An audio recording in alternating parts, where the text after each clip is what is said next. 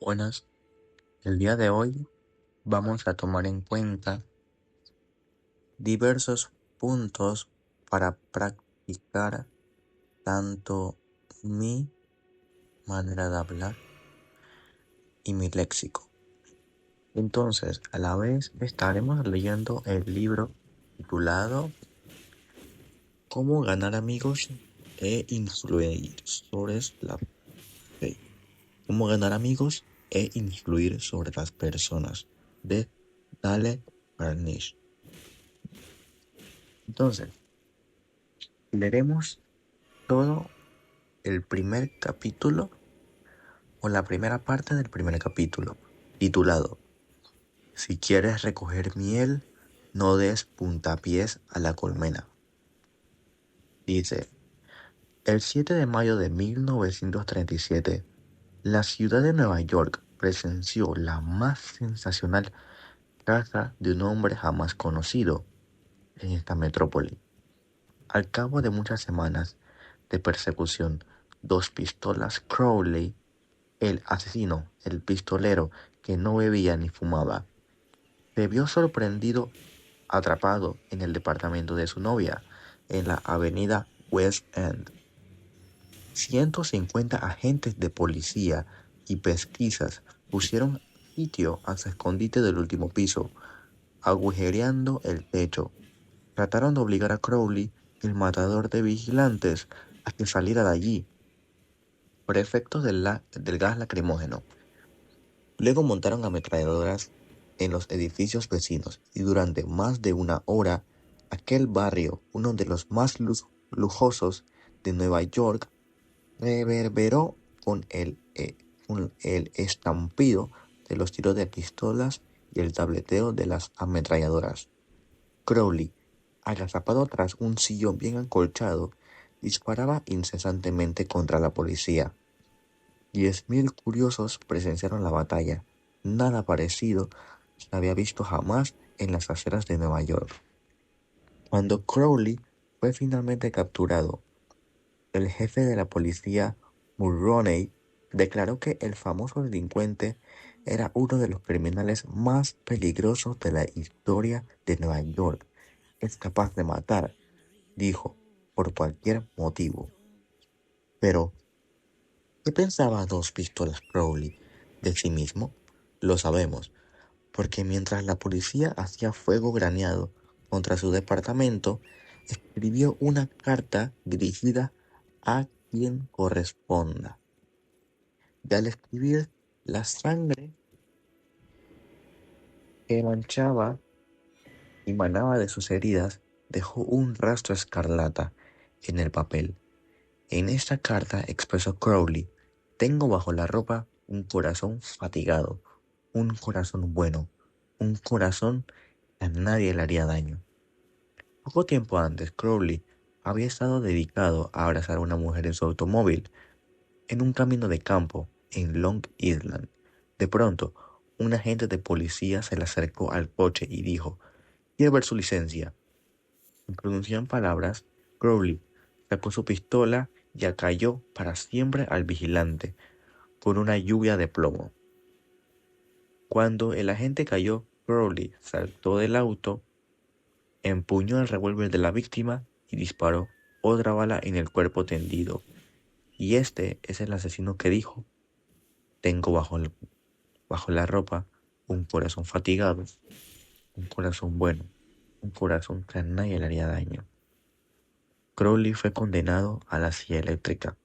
Cuando llegó a la cámara fatal en Sing Sing no declaró: por cierto, esto es lo que me pasa por asesino. No, dijo, esto es lo que me pasa por defenderme. La moraleja de este relato es que Dos Pistolas Crowley no se echaba la culpa de nada. ¿Es esta una actitud extraordinaria entre criminales? Si así le parece, escuche lo siguiente. He pasado los mejores años de la vida dando a los demás placeres ligeros, ayudándoles a pasar buenos ratos, y todo lo que recibo son insultos, la existencia de un hombre perseguido. Quien así habla es Al Capone, sí, el mismo que fue el enemigo público número 1, el más siniestro de los jefes de las bandas criminales de Chicago. Capone no se culpa de nada. Se considera en cambio un benefactor público incomprendido a quien nadie apreció. Y lo mismo pensaba Dutch Schultz antes de morir por balas de otros pistoleros en Newark. Dutch, uno de los más famosos criminales de Nueva York, aseguró en una entrevista para un diario que él era un benefactor público, y lo creía.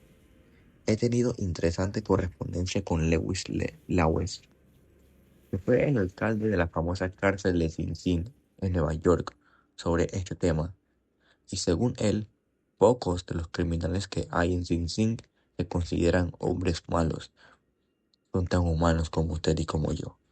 Así razonan, así lo explican todo. Pueden narrar las razones por las cuales tuvieron que forzar una caja de hierro o ser rápidos con el gatillo.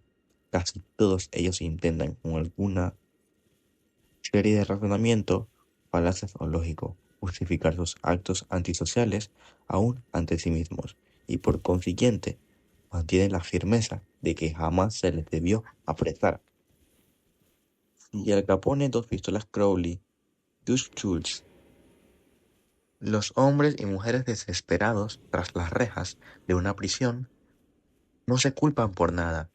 ¿Qué diremos de las personas con quienes usted, lector o yo entramos en contacto?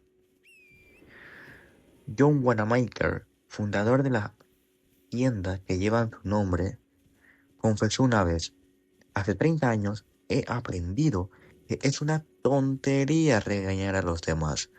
Bastante tengo con vencer mis propias limitaciones sin irritarme por el hecho de que Dios no ha creído conveniente distribuir por igual el don de la inteligencia.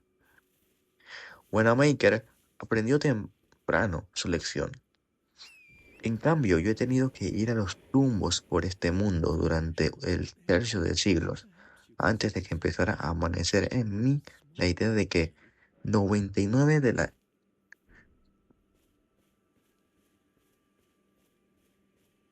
99 de cada 100 ningún hombre se critica a sí mismo por nada, porque más grandes que sean sus errores. La crítica es inútil porque pone a la otra persona a la defensiva y por lo común hace que trate de justificarse. La crítica es peligrosa porque lastima el orgullo tan precioso de la persona, hiere su sentido de la importancia y despierta su resentimiento. El mundialmente famoso psicólogo B. F. Skinner comprobó mediante experimentación con animales que premiando a la buena conducta, los animales aprenden más rápidos y retienen con más eficacia que castigando la mala conducta. Estudios posteriores probaron la misma aplicación aplicándolo a los seres humanos. Por medio de la crítica, nunca provocamos cambios duraderos y con frecuencia creamos resentimiento. Hans Selye, otro gran psicólogo, dijo: tanto como anhelamos la aprobación, tememos la condena. El resentimiento que engendra la crítica puede desmoralizar a empleados, miembros de la familia, amigos, y aún así no corrige la situación que se ha criticado. Ok, una vez leído en este espacio, haremos, por decir, un análisis de lo que hemos leído. Lo que yo pienso, yo, Miguel Ortega, es cierto lo que dice. La crítica no lleva a nada y casi todos criticamos y juzgamos. Cualquier cosa que veamos mal, bajo nuestra perspectiva, lo vamos a criticar y juzgar cuando no conocemos la situación de la otra persona. Y asimismo, a la vez que criticamos, la otra persona se pondrá aquí como dice, se pondrá a la defensiva. Yo he sufrido esa situación muchas veces, ya que siempre he sido un chico que critica las cosas. Y pues gracias a este libro, en cuanto lo estoy leyendo, me doy cuenta de que en ciertos aspectos la crítica no es muy buena. puedo recordar alguna situación que me haya sucedido donde yo haya criticado y pues la persona entra en la defensiva, porque yo tuve una amiga en la que alguna vez, ya sea que critiqué su vestimenta o algo, y la persona, como aquí dice, lastima el orgullo, porque la persona intenta vestirse con toda su felicidad e intención. Incluso a mí me ha pasado cuando critican las cosas que yo hago y yo sintiendo que la estoy haciendo bien, pero pues son cosas que se deben aprender a cambiar. Y bueno, esta parte de este libro lo explica muy bien para poder corregir esto. Entonces, digamos, una vez terminado el espacio de mi comentario, vamos a seguir con la lectura. George B. Johnston, de Enid, Oklahoma, es el coordinador de seguridad de una compañía de construcción. Una de sus responsabilidades es hacer que los empleados usen sus cascos siempre que estén trabajando en una obra. Nos contó que cada vez que se encontraba con un obrero sin su casco, le ordenaba con mucha autoridad que cumpliera con las reglas. Como resultado, obtenía una obediencia desganada y con frecuencia los hombres volvían a quitarse el casco, no bien les daba la espalda. Entonces, decidió probar un método distinto y diferente, y cuando volvió a encontrar un obrero sin el casco, le preguntó si el casco le resultaba incómodo o no le iba bien.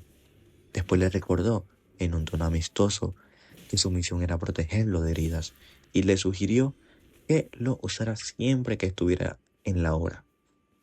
El resultado de esta actitud fue una mayor obediencia a las reglas, sin resentimientos ni tensiones emocionales. En 1000 páginas de la historia se encuentran ejemplos de la inutilidad de la crítica. Tomemos, por ejemplo, la famosa disputa entre Theodore de Roosevelt y el presidente Taft, una disputa que dividió el Partido Republicano, llevó a Woodrow Wilson a la Casa Blanca, escribió un nuevo capítulo en la Guerra Mundial y alteró la suerte de la historia. Recordemos rápidamente los hechos. Cuando Theodore Roosevelt abandonó la Casa Blanca en 1908, ayudó a Taft a que se eligiera como presidente y luego se fue a África a cazar leones. Al regresar estalló, censuró a Taft por su política conservadora. Trató de ser ungido candidato a una tercera presidencia, formó el Partido del Alce, estuvo a punto de demoler al republicano. En la elección que hubo después, William Howard Taft y el Partido Republicano vencieron solamente en 2 estados, y Vermont y Utah. La derrota desastrosa jamás conocida por el partido. Entonces, Theodore Roosevelt culpó a Taft, pero ¿se consideró culpable al presidente Taft? Claro que no. Con los ojos llenos de lágrimas, dijo así: no veo cómo podría haber procedido de otro modo. ¿A quién se ha de echar la culpa? ¿A Roosevelt o a Taft? No lo sé francamente, ni me importa. Lo que trato de hacer ver es que todas las críticas de Theodore Roosevelt no lograron persuadir a Taft de que se había equivocado, solo consiguieron que Taft tratara de justificarse y de reiterarse con lágrimas en los ojos: no veo cómo podría haber procedido de otro modo. O tomemos por ejemplo el escándalo de Teapot Dome Oil.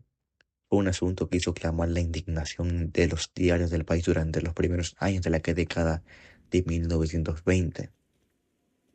Conmovió a la nación entera. Nada parecido había sucedido jamás en la vida pública norteamericana, al menos en la memoria contemporánea. Señalemos los hechos desnudos. Albert Fall, secretario del Interior en el gabinete del presidente Harding, tenía a su cargo ceder en arriendo las reservas petroleras del gobierno en Elk Hill y Teapot Dome, unas reservas que se habían dejado aparte para su empleo futuro por la Armada. El secretario Fall no efectuó una licitación. No, señor. Entregó directamente el contrato, un negocio redondo y jugoso, a su amigo Edward L. Donny. Y a su vez, Donny hizo al secretario Fall un préstamo, según le placía llamar a esta operación, de $100,000.